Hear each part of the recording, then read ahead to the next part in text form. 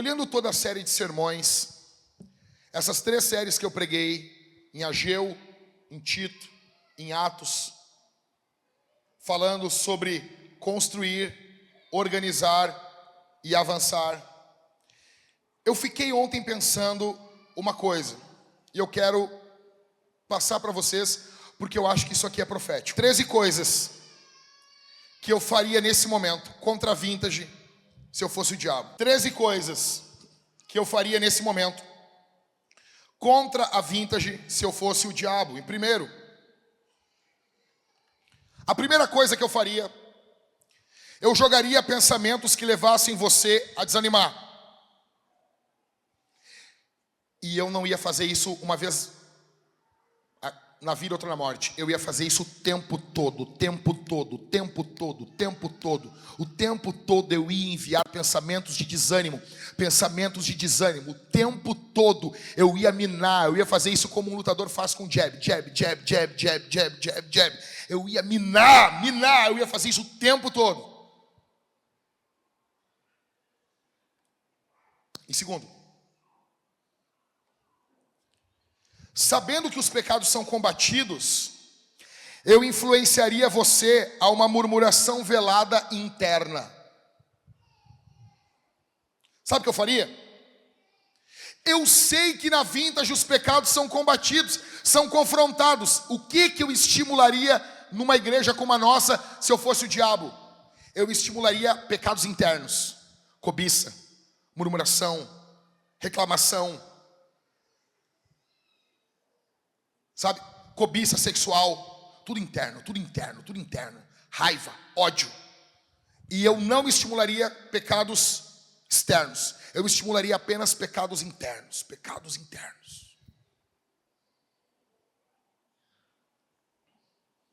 Eu ia fazer você reclamar internamente quando o teu líder de GC confronta você.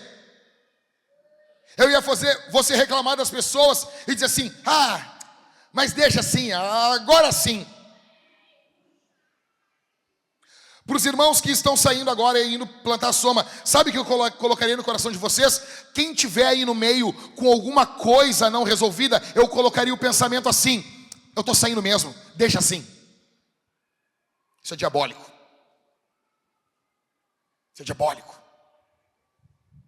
Quem está aqui e vai continuar aqui, eu colocaria aquele sentimento: não, eu não vou falar, eu não vou me incomodar.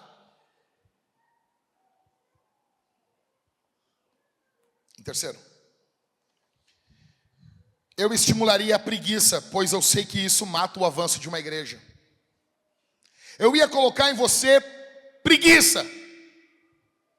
Eu ia colocar você sempre pensamentos: não, agora não. Nesse momento não. Em quarto, eu faria você se comparar com um cristão mais fraco que você, mas nunca com Paulo. Nunca. Ou seja, tudo que eu prego aqui, você não se compara.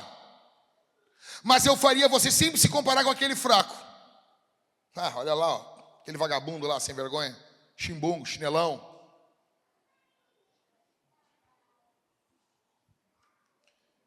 Em quinto, eu focaria nas suas necessidades e não no que Deus está fazendo aqui. Se eu fosse o diabo, eu ia reforçar na tua cabeça só o que te é escasso e não o que você tem em abundância, porque você tem coisas abundantes na sua vida. Mas isso eu ia fazer com que você ignorasse tudo o que de bom tem na tua vida, e eu ia focar a tua cabeça apenas nas tuas necessidades. Em sexto, eu iria desencorajar você a pregar, pois eu sei o perigo que isso representa para o meu reino. Eu ia fazer o tempo todo você pensar assim: não, eu não vou pregar, não, isso aí é coisa do pastor, isso aí é coisa de gente mais animada. Eu sou uma pessoa introvertida. Meu ministério é por trás das cortinas, eu não tenho que pregar. Se eu fosse o diabo, eu iria fazer você ser avarento. Eu tornaria você cuidadoso na hora de dizimar. Você é sábio. Não, veja bem. Não podemos ser levados por emoção. Eles estão fazendo uma campanha para pagar o som. Não, veja bem. Isso é coisa da cabeça do Jackson, da cabeça do Jonathan. Temos que ser cuidadosos. Mas na hora de gastar com você, tu não tá nem aí. Não, isso aí nós vamos fazer. Bota no cartão, depois a gente vê, depois a gente dá um jeito. Você é cuidadoso, sábio na hora da obra de Deus. Na hora para comprar as tuas bugigangas, as porcarias, você não tá nem aí. Tá nem aí. É uma sabedoria seletiva. Em oitavo, eu colocaria você contra os seus irmãos. Eu iria promover inveja, discórdia e competição. Eu colocaria discórdia. Eu iria promover a inveja. Por que o fulano tem e eu não tenho? Por que a fulana tem esse marido e eu não tenho? Por que o fulano tem uma mulherzinha assim e a minha parece um demônio da Tasmania dentro de casa?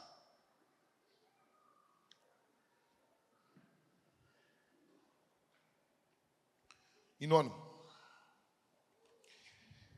eu faria você pensar que coisas como luz, som, beleza da igreja é bobagem e que você não deve se envolver nisso. Essa aqui é muito boa. Eu faria você pensar assim que arrumar um prédio, tornar ele agradável para quem visita é bobagem.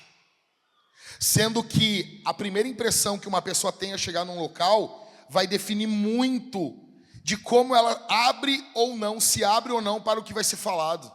Mas eu faria você pensar que isso é bobagem.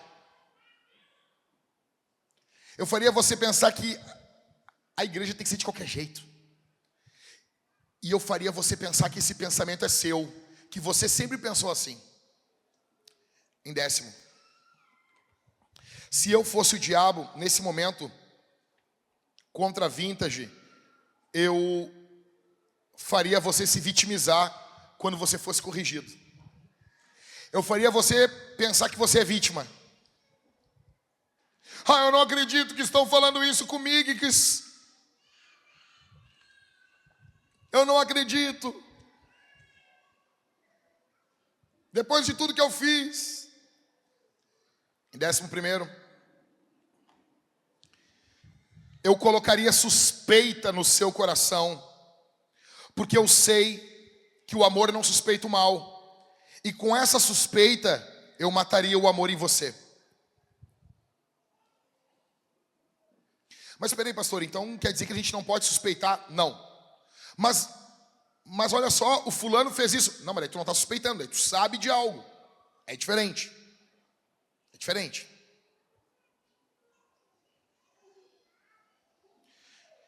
12º, eu faria de tudo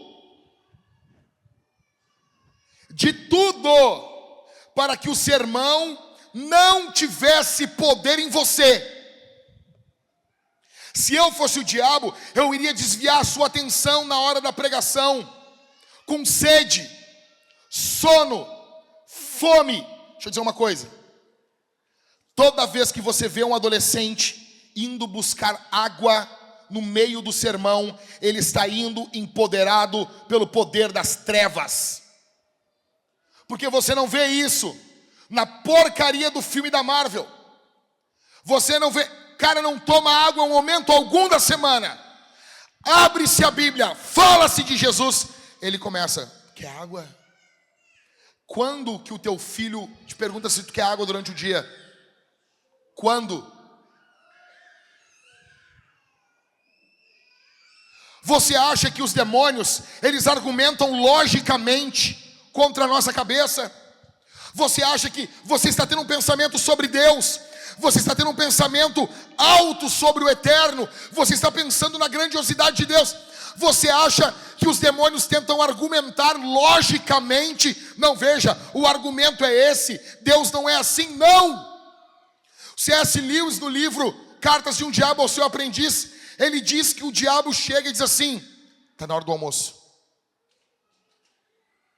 Pensamentos grandiosos são abortados na nossa mente através de futilidades. Isso é sério.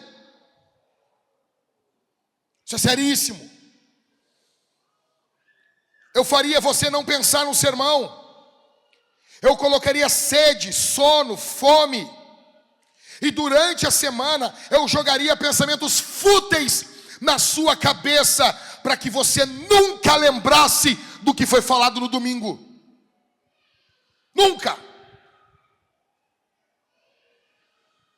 E eu pergunto, não é isso que está ocorrendo?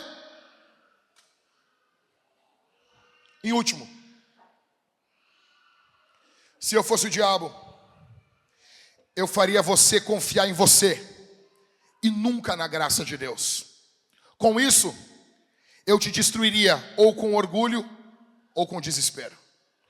Porque quando você confia em você e você faz tudo o que a religião manda, você consegue cumprir o caderninho, você consegue cumprir todas as regrinhas da religião, você fica orgulhoso. E com esse orgulho eu destruo você, se eu sou o diabo. Mas daqui a pouco você não consegue, e você se deprime, e você fica mal, você fica triste, você olha e você diz: eu não sou que nem esse cara, eu não tenho os números que ele tem, eu sou fraco. E daí eu destruo você com depressão. Todas as vezes que você não confia na graça, você é destruído ou com orgulho ou com depressão. Ou com orgulho ou com a depressão.